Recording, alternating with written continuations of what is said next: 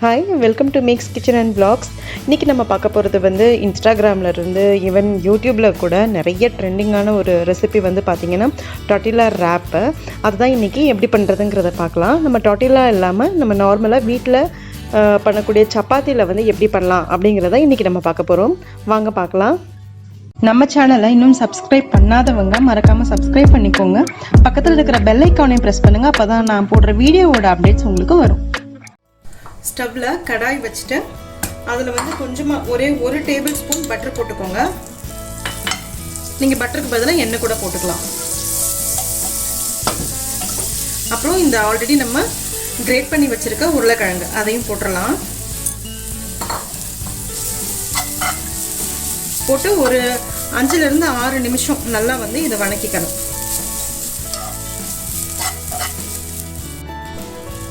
இதில் அந்த வதக்கி வச்சுருக்கோம் இல்லையா, அந்த உருளைக்கிழங்கை போட்டுக்கலாம். நான் இன்றைக்கி உருளைக்கிழங்கு போட்டிருக்கேன். உங்களுக்கு வேணும்னா நீங்கள் கேபேஜ் கூட முட்டைகோஸ் கூட நீங்கள் போட்டு இது மாதிரி பண்ணிக்கலாம். இப்போது இந்த உருளைக்கிழங்குல கொஞ்சமாக மிளகு பொடி, மிளகாத்தூள், அரிசி மாவு ஒரு 2.5 ஸ்பூன், கார்ன்ஃப்ளவர் ஒரு டேபிள் ஸ்பூன், இதுக்கு தேவையான அளவு உப்பு, அப்புறம் கிரேட் பண்ணி வச்சுருக்க சீஸ் இதை போட்டு கம்ப்ளீட்டாக இதை நல்லா மிக்ஸ் பண்ணிக்கணும். இது மாதிரி பிசைஞ்சுக்கணும். பிசைஞ்சிட்டு லைட்டாக வந்து எண்ணெய் போட்டு கையை க்ரீஸ் பண்ணிவிட்டு உங்களுக்கு எவ்வளோ சைஸில் வேணுமோ அவ்வளோ பெருசாக தட்டிக்க வேண்டியதான்.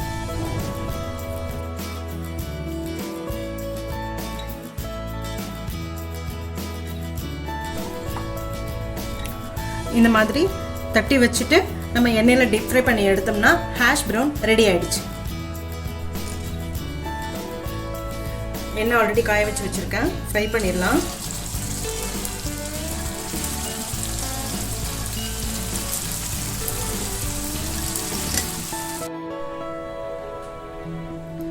இப்போது ரேப் பண்ணுறதுக்கு வந்து நான் ஆல்ரெடி வந்து சுட்டு வச்சுருந்த சப்பாத்தி இருந்துச்சு, அதை நான் எடுத்துக்கிட்டேன்.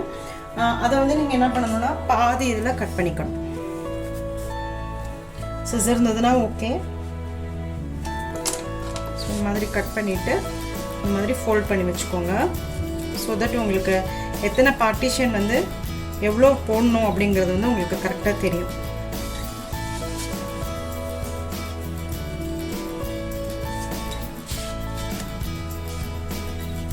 ஸோ இப்போ ஃபஸ்ட்டு வந்து நம்ம வைக்க போகிறது வந்து ஹேஷ் ப்ரௌன் ரெடி பண்ணி வச்சுருந்தோம் இல்லையா, அதை வச்சுக்கலாம். அதுக்கப்புறமா மயோனேஸ்,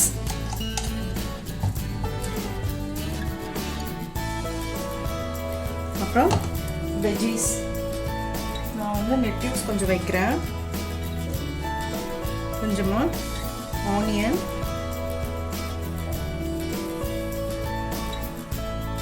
அப்புறம் ஒரு டொமேட்டோ.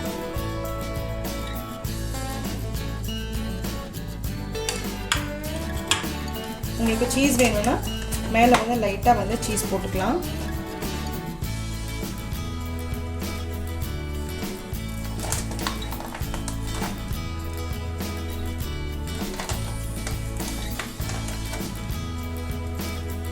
இந்த மயோனைஸோட நீங்கள் டொமேட்டோ கெச்சப் கூட மிக்ஸ் பண்ணிவிட்டு நீங்கள் போடலாம். அதுவும் ரொம்ப டேஸ்ட்டாக இருக்கும். ஸோ இப்போ இதை நம்ம ரேப் பண்ணிடுவோம்.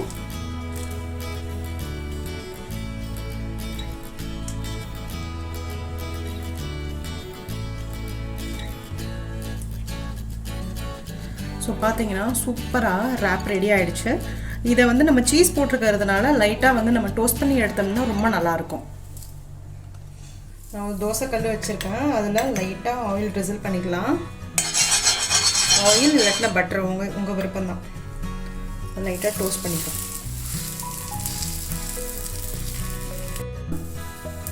சீஸ் பார்த்தீங்கன்னா லைட்டாக மெல்ட் ஆகிருக்கும். ரொம்ப நல்லாயிருக்கும் சாப்பிட்றதுக்கு. ஸோ இதை நம்ம எடுத்துடலாம். அடுத்து வந்து பிட்ஸா ரேப் எப்படி பண்ணுறதுன்னு பார்த்துடலாம். இது வந்து ரெடிமேட் பிட்ஸா சாஸ் தான் நான் வந்து யூஸ் பண்ணுறேன். அப்படின்னா நீங்கள் டொமேட்டோ சாஸ் கூட யூஸ் பண்ணிக்கலாம்.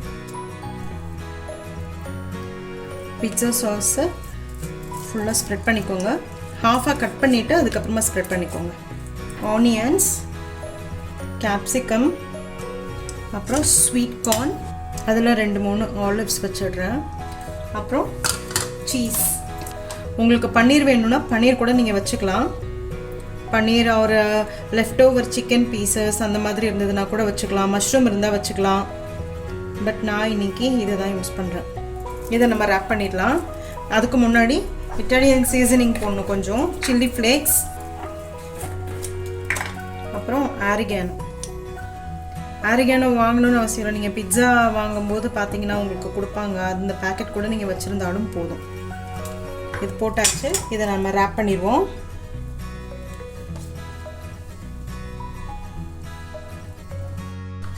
நெக்ஸ்ட்டு வந்து ஒரு பட்டர் ஸ்வீட் கார்ன் வச்சு ஒரு ரேப் ஒன்று பண்ணலாம். கொஞ்சமாக கார்ன் வந்து நான் ஆல்ரெடி பாயில் பண்ணி வச்சுருக்கேன். அதில் தேவையான அளவு பட்டர்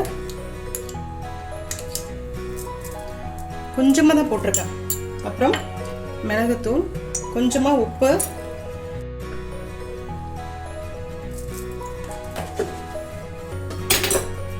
போட்டுட்டு இதை நல்லா மிக்ஸ் பண்ணிப்போம். நீங்கள் சாட் மசாலா போட்டுக்கலாம். அதில் கொஞ்சமாக லைம் ஜூஸ் கூட நீங்கள் வந்து பிழிஞ்சு விட்டுக்கலாம். அதுவும் இன்னும் நல்லாயிருக்கும். லைட்டாக லெமன் ஜூஸ் ஆட் பண்ணிவிட்டு நான் ஒரு குட்டி கப்பில் வந்து க்ரீன் சட்னி கொஞ்சமாக எடுத்து வச்சுருக்கேன். இதோடு சேர்த்து கொஞ்சமாக மயோனைஸ் ஆட் பண்ணிக்கலாம். ஒரு சப்பாத்தி,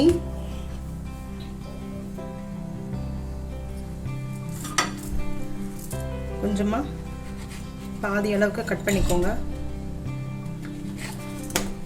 ஒரு தடவை ரேப் பண்ணி பார்த்துக்கோங்க கரெக்டான அளவு வச்சு.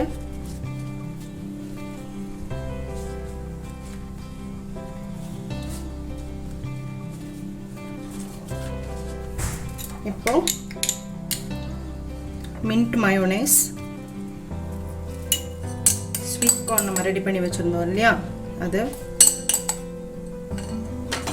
அதுக்கப்புறமா ஒரு கலர்ஃபுல்காக வந்து லைட்டாக capsicum, green capsicum, yellow capsicum எது வேணாலும் போட்டுக்கோங்க. கொஞ்சமாக ஆனியன், கொஞ்சம் லெட்யூஸ்.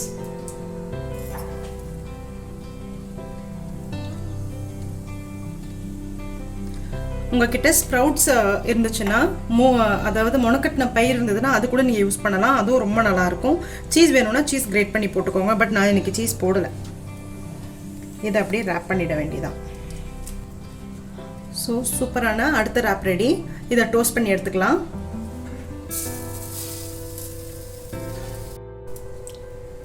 நெக்ஸ்ட்டு ஒரு சப்பாத்தியாக பாதியாக கட் பண்ணிப்போம்.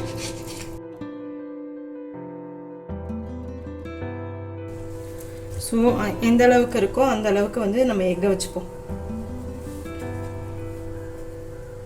ஸோ எக்கு, புதினா சட்னி,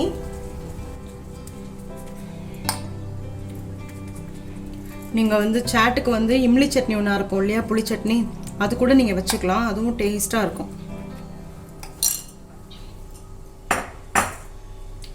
அதுக்கப்புறமா வெள்ளரிக்காய்,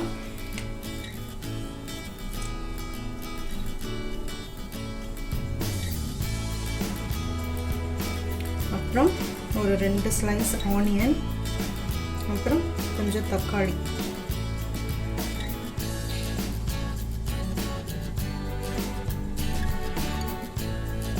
உங்களுக்கு வேணும்னா சீஸ் மேலே வந்து நீங்கள் வச்சுக்கலாம். இல்லாட்டினா ஸ்லைஸ்டு சீஸ் இருக்கு இல்லையா, அது கூட வச்சுக்கலாம். பட் நான் இன்றைக்கி அதெல்லாம் எதுவும் வைக்கல. அவ்வளோதான். இதை வந்து நம்ம ஒரு தடவை வந்து தவாவில் வந்து லைட்டாக வந்து சுட்டு எடுத்துக்கலாம். உங்களுக்கு வந்து இது ஆப்ஷன்.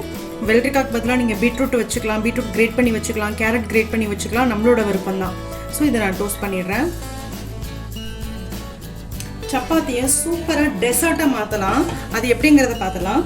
கொஞ்சமாக வந்து ஒரு தோசை தவாவில் கொஞ்சமாக நெய் விட்டுக்கோங்க. நெய் விட்டுட்டு ஒரு பனானா நான் கட் பண்ணி வச்சுருக்கேன். அந்த பனானாவை இதில் போட்டுக்கலாம். அதுக்கப்புறமா இதுக்கு தேவையான அளவு கொஞ்சமாக சுகர், ஜஸ்ட் அது வந்து கேரமலைஸ் ஆகிற அளவுக்கு இருந்தால் போதும்.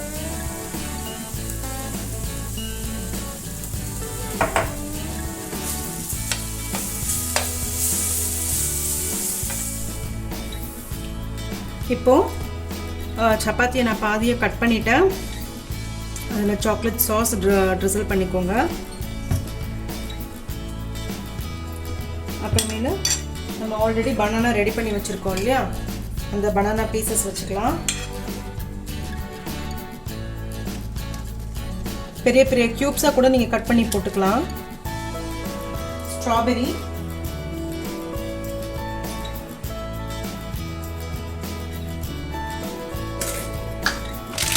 அதுக்கப்புறமா நட்டெல்லா, அப்படி இல்லாட்டினா பீனட் பட்டர், நீங்கள் எது வேணாலும் எடுத்துக்கோங்க. மில்க் மேட் கூட நீங்கள் போட்டுக்கலாம், அதுவும் ரொம்ப நல்லாயிருக்கும்.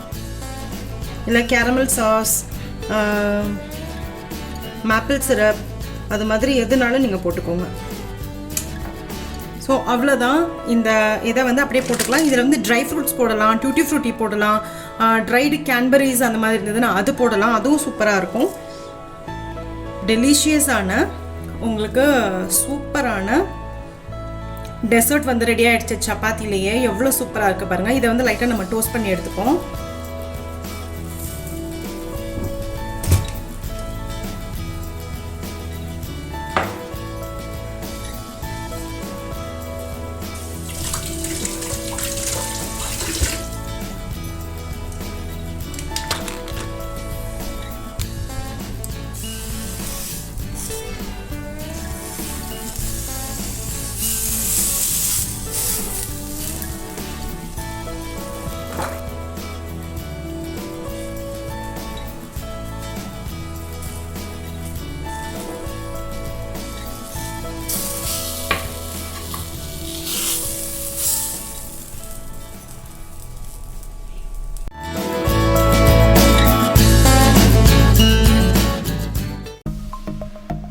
சப்ஸ்கிரைப் பண்ணுங்கள், மறக்காமல் பெல் ஐக்கானை ப்ரெஸ் பண்ணுங்கள். அப்போ தான் நான் போடுற வீடியோஸோட அப்டேட்ஸ் உங்களுக்கு வரும். லைக் பண்ணுங்கள், கமெண்ட் பண்ணுங்கள், ஃப்ரெண்ட்ஸோடு ஷேர் பண்ணுங்கள். தேங்க்யூ.